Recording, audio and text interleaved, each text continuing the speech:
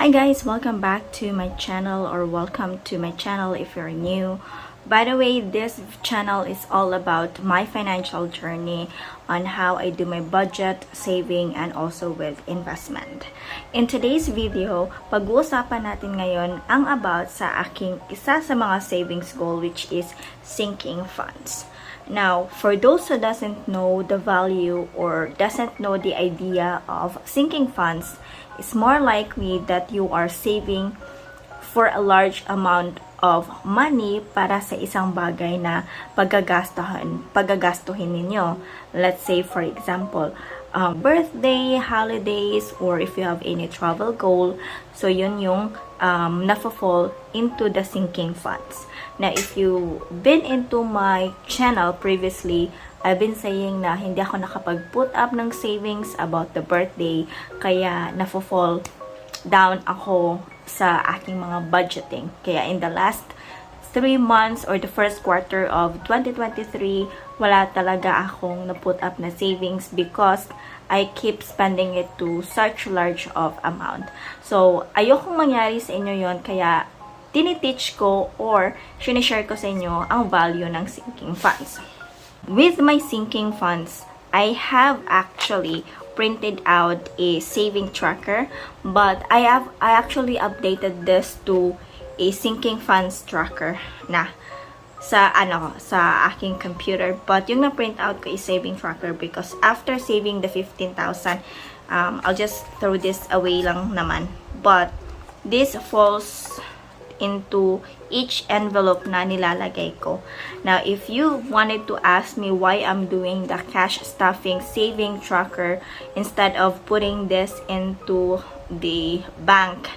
So, yung akin guys, yung akin naman is once I put up an amount here sa envelope ko at saka nakikita ko talaga yung pera, tsaka nakikita ko yung mga numbers here, parang namomotivate ako to achieve more. And once I have completed this 15,000 naman is ilalagay ko naman talaga siya sa bangko. But that is if nakompleto ko na siya. Now, let's talk about my sinking funds envelope. By the way, sa previous video ko, meron akong tinanong na ilang binder yung mga ginagamit ninyo. Meron diyang nag-comment na mayroong 3, merong 4. And thank you so much for sharing your binders with me, guys. Yung iba daw, meron para sa bills, para sa saving, long-term savings, and all. For me, talagang minix up ko na siya dito because I'm having a habit na hindi ko kayang i-manage yung multiple na binders. But that's for me, ha? And I'm not against with those who are using multiple binders. Maybe in the future, gagawin ko din yon, ipapractice ko din yon. But depende yon kapag kaya ko nang i-manage yung isang binder muna. So, I'm still with 1 binder for now, and I've been using this for almost, not almost, 1 year na. So, let's talk about my sinking funds. Now, under my sinking funds, I have a love funds. So, yung love funds, this falls to yung mga category dito or yung mga budget when it comes to gift giving, or kapag nagbibigay ako ng tuition for my brother and sister, kapag nanghihingi sila, hindi naman mandatory monthly, but pero nagpuput up ako ng budget dito. But once they come to me na, ate, kailangan ko ng pambayad ng tuition, dito ko kukunin mismo. And then, sa mga gift giving, like let's say for example, merong mag-birthday, and then, or di kaya, kailangang bigyan ng gift yung mga anak ko because mag-a-attend sila ng birthday to their friends or classmates, dito ko siya kukunin. Now, here's the birthday.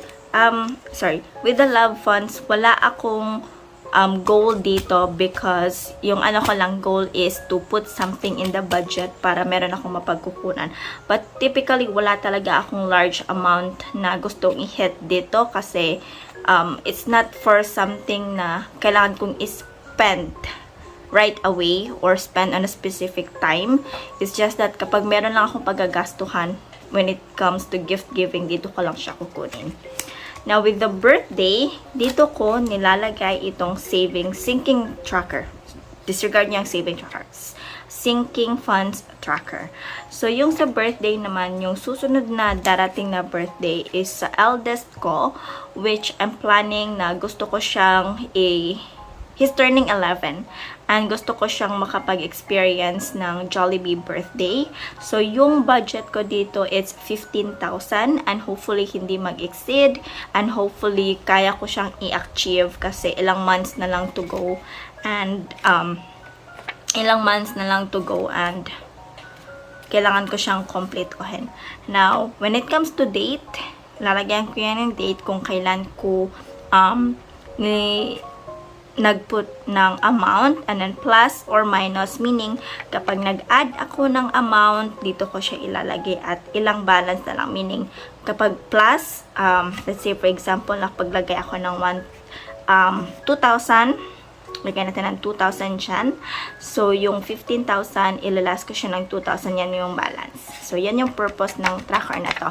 Para nakikita ko how far am I with my savings. So, dito ko mismo nilalagay sa likod. So, if you remember on my January, guys, talagang tagilid ako noon kasi nag-birthday yung anak ko on February and wala pa akong na-save, diba? So, yung mga bonuses na na-receive ko nung January instead of into saving, na-put ko siya sa budget ng birthday ng anak ko.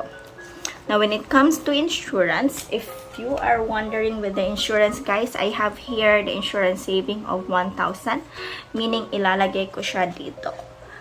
Wala pa kaming nakuhang insurance so far sa aking husband and sa aking family kasi we were thinking ano ba ang magandang life insurance. So if you have any recommendation, comment nyo lang sa baba, guys.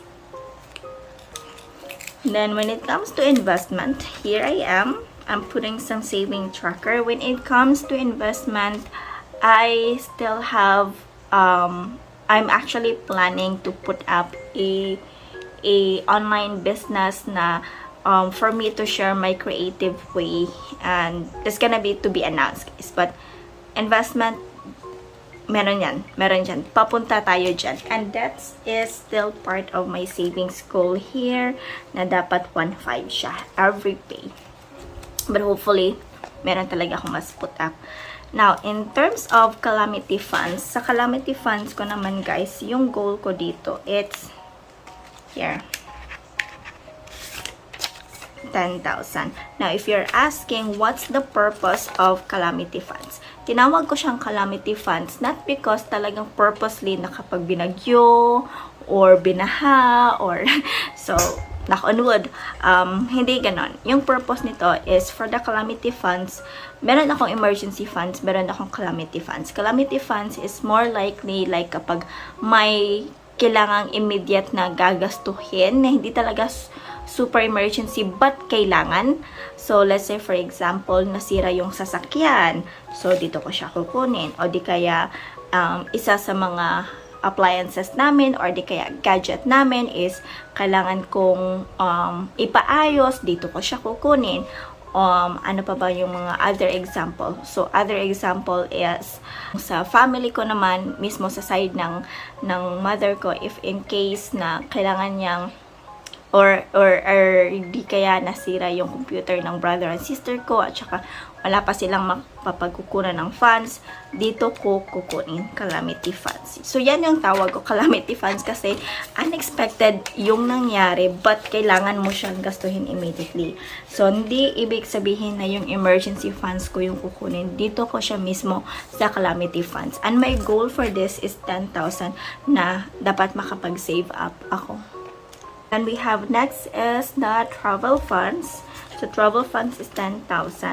So, wala pa akong mga plans na magta-travel in the future. But ever man na merong immediate na ura-uradang yung mga friends ko na mag-i-invite na, hey, punta tayo sa ganitong lugar, maganda dito. Tapos ako naman nainganyo.